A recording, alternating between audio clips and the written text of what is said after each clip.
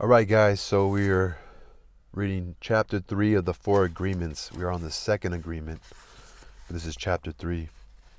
Don't take anything personally. So the first agreement was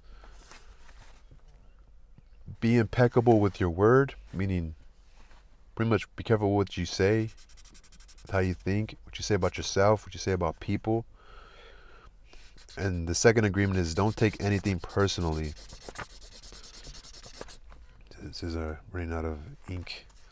All right, chapter 3, the second agreement. Don't take anything personally.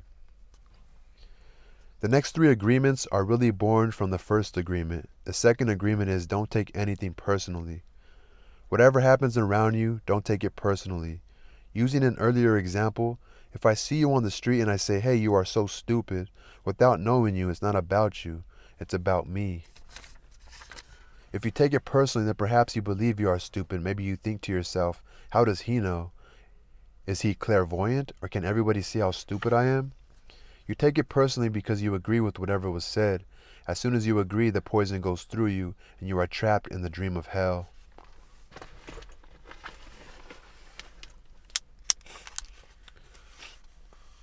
What causes you to be trapped is what we call personal importance.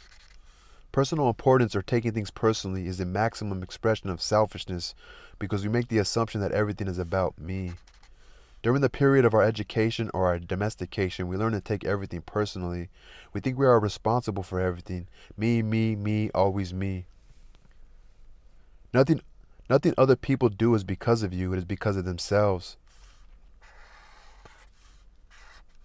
All people live in their own dream, in their own mind. They are in a completely different world from the one we live in. When we take something personally, we make the assumption that they know what is in our world, and we try to impose our world on their world.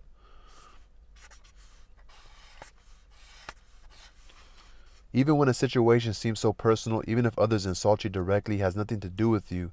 What they say, what they do, and the opinions they give are according to their agreements they have in their own minds. Their point of view comes from all the programming they received during domestication.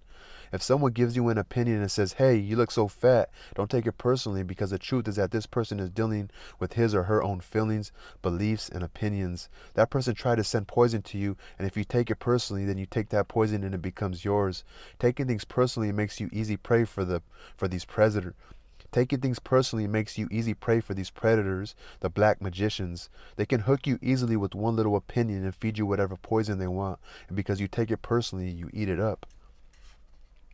You eat all their emotional garbage, and now it becomes your garbage. But if you do not take it personally, you are immune in the middle of hell. Immunity to poison in the middle of hell is the gift of this agreement. So don't take things personally. When you take things personally, then you feel offended, and your reaction is to defend your beliefs and create conflicts. You make something big out of something so little because you have the need to be right and make everything else wrong. You also try hard to be right by giving them your opinions. In the same way, whatever you feel bad and do is just a projection of your own personal dream, a reflection of your own agreements. What you say, what you do, and the opinions you have are according to the agreements you have made, and these opinions have nothing to do with me. It is not important to me what you think about me, and I don't take what you think personally. It's a good way to think. It is not important to me what you think about me, and I don't take what you think personally. I don't take it personally when people say, Miguel, you are the best. And I also don't take it personally when they say, Miguel, you are the worst. I know that when you are happy, you will tell me, Miguel, you are such an angel. But when you are mad at me, you will say, oh, Miguel, you are such a devil. You are so disgusting. How can you say those things? Either way, it does not affect me because I know what I am. I know what I am.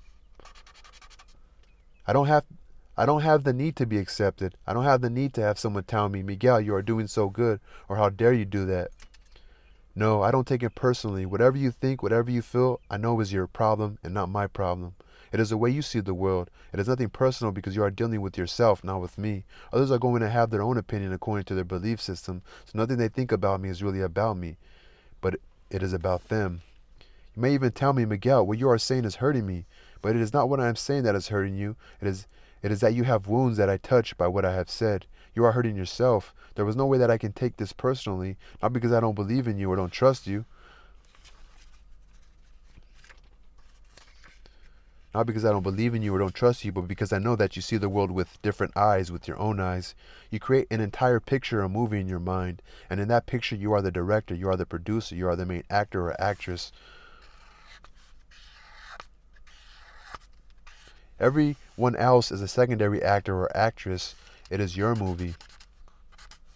The way you see that movie is according to the agreements you have made with life. Your point of view is something personal to you. It is no one's truth but yours. Then if you get mad at me, I know you are dealing with yourself. I am the excuse for you to get mad. And you get mad because you are afraid, because you are dealing with fear. If you are not afraid, there is no way for you to get mad at me. If you are not afraid, there is no way you will get mad at me.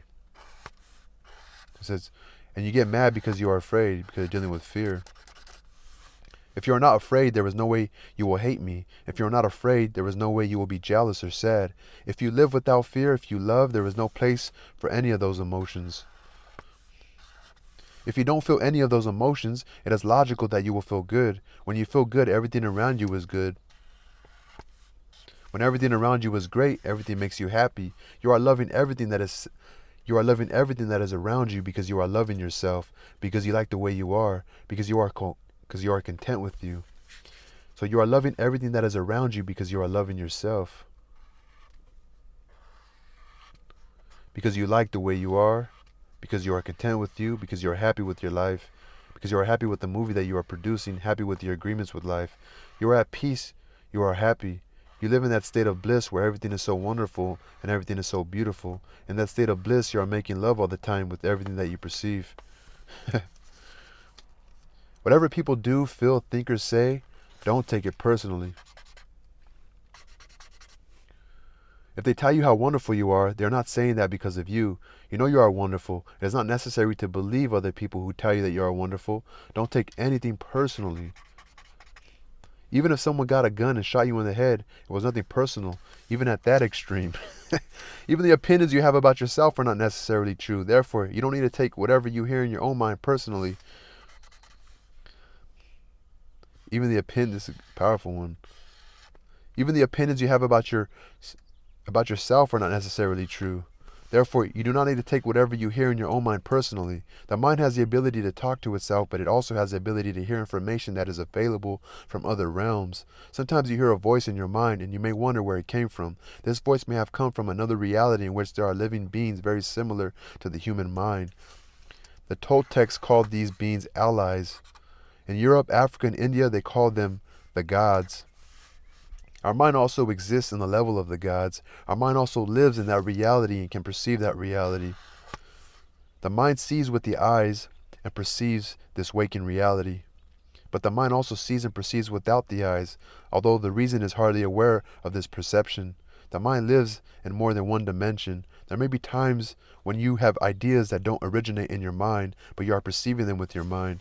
You have the right to believe or not believe these voices, and the right not to take what they say personally. We have a choice whether or not to believe the voices we hear within our minds, just as we have the choice of what we believe and agree with in the dream of the planet. I like that. You have the right to believe or not believe these voices, and the right to take what they say personally.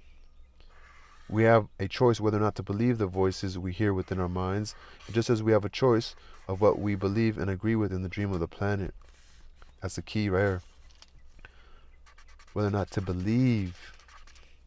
We have the choice whether or not to believe the voices within our minds, just as we have a choice of what to believe and agree with within the dream of the planet. The mind can also talk and listen to itself. The mind is divided as your body is divided, just as you can say, I have one hand and I can shake my other hand and feel the other hand. The mind can talk to itself. Part of the mind is speaking and the other part is listening. It is a big problem when 1,000 parts of your mind are all speaking at the same time. This is called mitote, remember? The mitote can be compared. So I'm going to write that down. And I'm going to highlight it. It is a big problem when 1,000 parts of your mind are all speaking at the same time. Mitote. The mitote can be compared to a huge marketplace where thousands of people are talking and bartering at the same time. Each one has different thoughts and feelings. Each one has a different point of view. The programming in the mind, all those agreements we have made, are not necessarily compatible with each other. The programming in the mind, the domestication, the dream of the planet. The programming in the mind, all of those agreements we have made, are not necessarily compatible with each other. Every agreement, like a separate living being, it has its own personality and its own voice. There are conflicting agreements that go against other agreements, and on until it becomes a big war in the mind.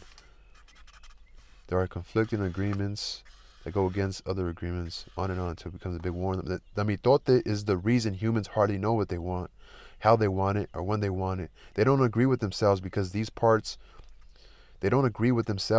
are parts of the mind that want one thing and other parts that want exactly the opposite. Some part of the mind has objections to certain thoughts and actions, and another part supports the actions of the opposing thoughts. All these little living beings create inner conflict because they are alive and they each have a voice.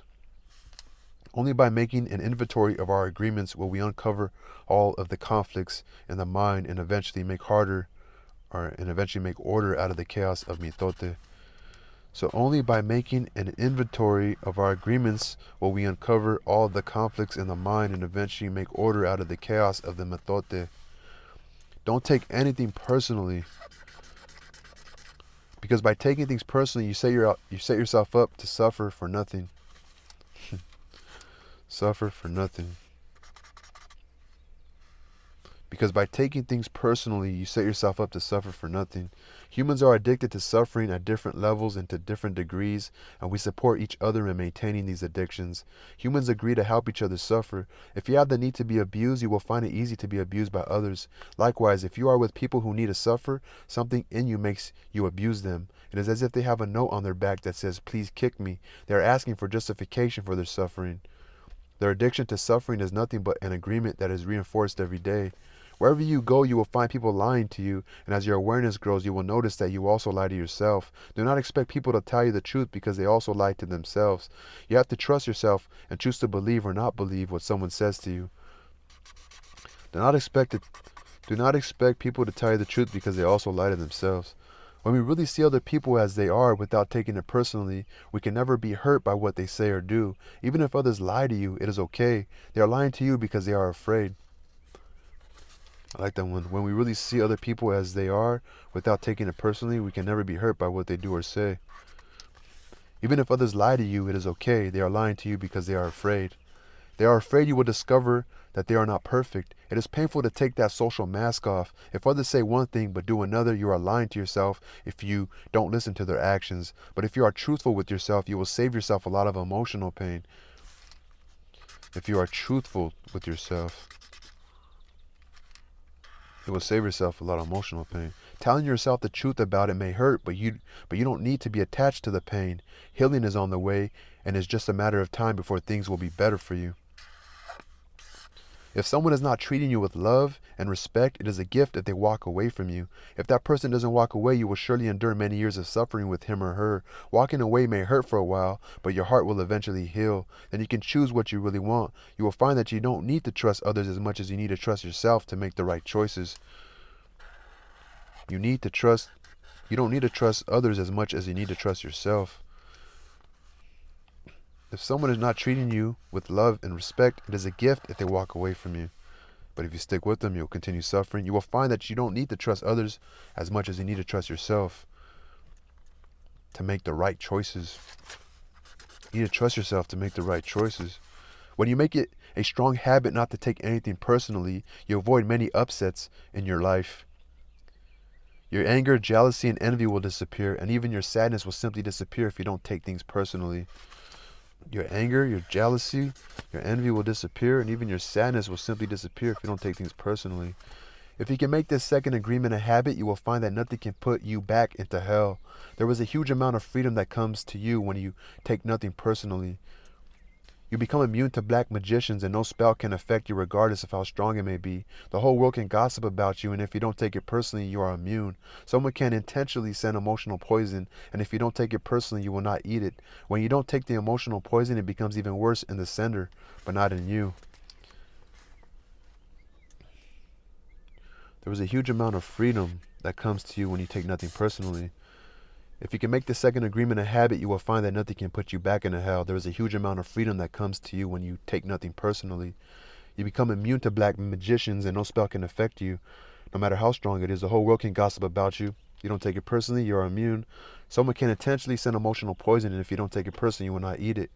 When you don't take the emotional poison, it affects the sender more, but it does not affect you. You can see how important this agreement is.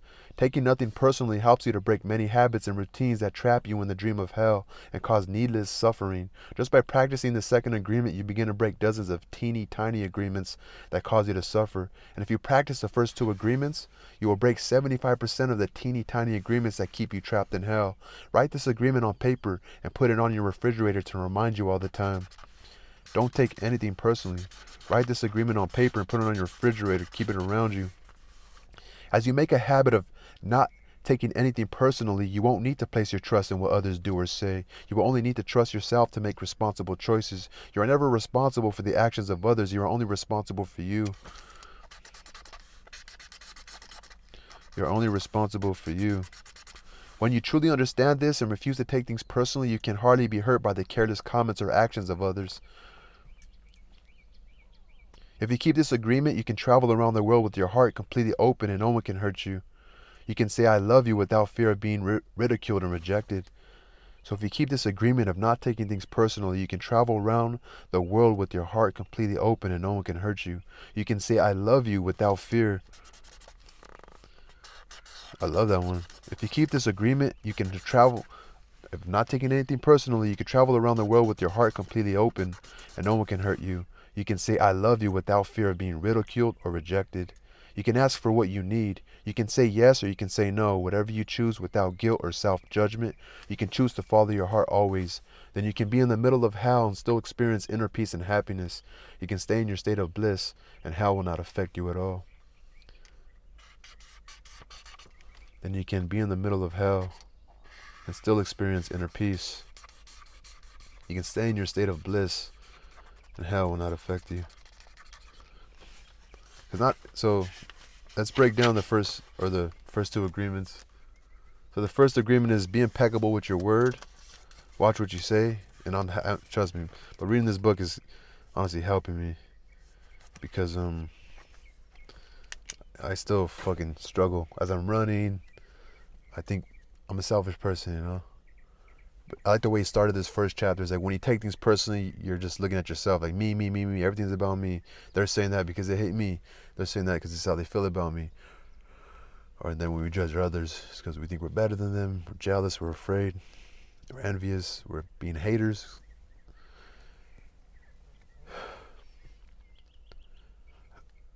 So be impeccable with your word, but also your thoughts of how you feel about other people and how you speak about yourself. But you can't assume that. Don't expect everybody to be seeking out this type of knowledge or knowing how to utilize this knowledge or wanting to have a better life using this knowledge. So if you're being impeccable with your word, you also got to be impeccable with your feelings. Don't take things personally. That's what he's saying. He said the last three or the following three agreements are all just based off the first one, which it makes sense. It's connected. You're being careful with your judgments towards the world and with yourself, but you're also not expecting others to be able to do what you're also struggling with, you know, what you're also struggling to maintain. And you have the knowledge, you know, I have this knowledge, but I still struggle. You know, these ideas are popping into my head, like, but I'm still like, fuck you, you know, to the world. You know, yesterday I was driving to school. It's up a hill. I turn up the hill. All of a sudden, this big ass truck's behind me on my fucking ass. I'm not even driving slow, but I'm not trying to go too fucking fast up the hill. It's a steep hill, and there's fucking bumps. And I just felt like I got angry. I wasn't impeccable with my thoughts and my word. I was like, what? So I pulled over to the side fast to let him go past me, and he went fast. Big truck. You know, I come to this university. Obviously, I'm 33 years old. I'm like an older student here. And sure enough, it was like this young, I want to say he was being a punk. I'm just saying like a silly youngster, you know. In America, you know, the youngsters don't really have the most like respect. Their minds are fucking probably listening to rap music, you know. So I kind of followed him a little bit, and I parked and I got out of my car. I was like, what's up, dude? But all this time telling myself, just let it go. I couldn't. I was like, don't be a bully, bro. I was more aggressive, like, I don't know. I was mad, you know. I didn't let I should just let it go, you know. I took it personal. I took it like, oh, what the fuck, you trying to punk me, or what the fuck, you know, like. Then at the end, I realized like it was just me. Like it wasn't that serious, you know. I took it personally, and you gotta be careful, man. You gotta be careful because people die road rage, you know, because the other guy's scared. The guy's banging on his car, all of a sudden, fucking shoots him because he's so afraid. Like, you didn't have to shoot the guy. You could have grabbed him by the wrist, or you know, people die off the silliest shit, you know. It's scary, man. Sometimes I scare myself. But anyway, awesome book. The 4 agreements. First agreement, be impeccable with your word. Second agreement, take nothing personally.